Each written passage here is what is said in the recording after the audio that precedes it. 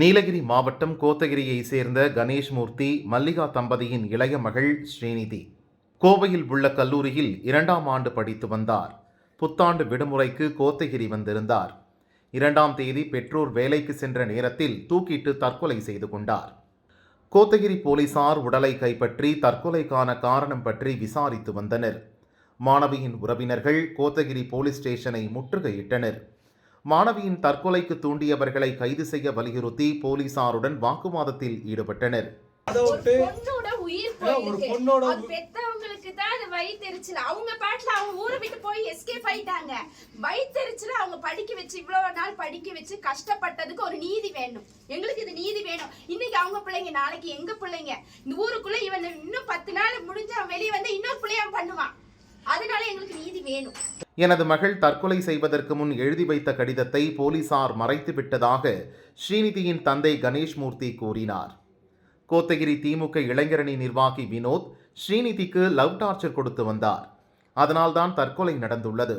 தற்கொலைக்கு தூண்டியவர்கள், அவர்களுக்கு ஆதரவாக செயல்பட்ட திமுகவினர் மீது நடவடிக்கை எடுக்க வேண்டும் என்றார்.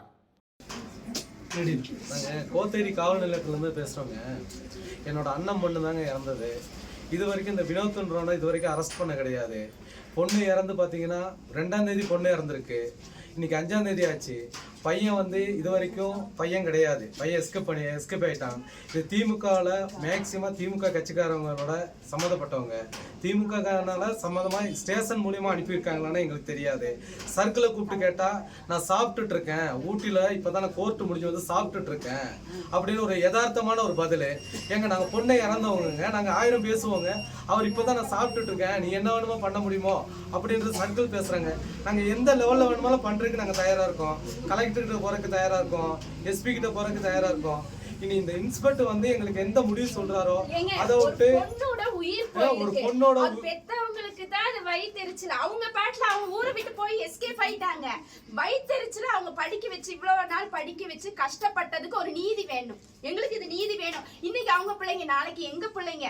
இந்த ஊருக்குள்ள இவன் இன்னும் 10 நாள் முடிஞ்சு அவன் வெளியே வந்து இன்னொரு பிள்ளைய பண்ணுவான்.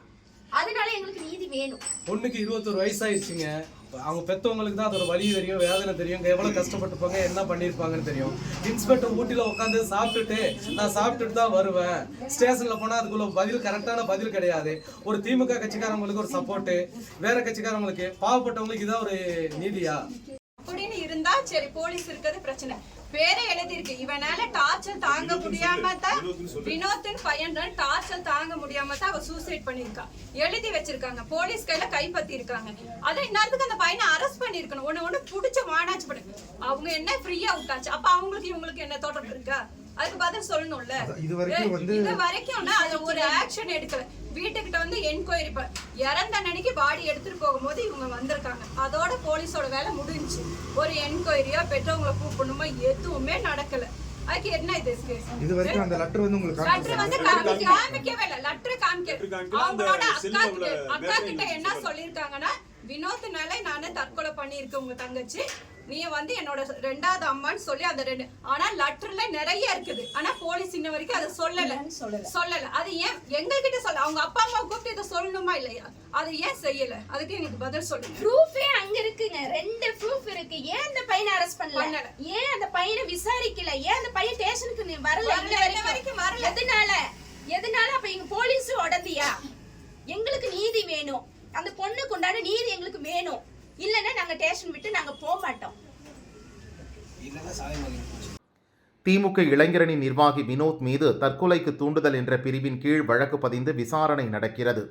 இது தவிர மேலும் சிலரிடமும் விசாரணை நடப்பதாக குன்னூர் டிஎஸ்பி குமார் கூறினார்.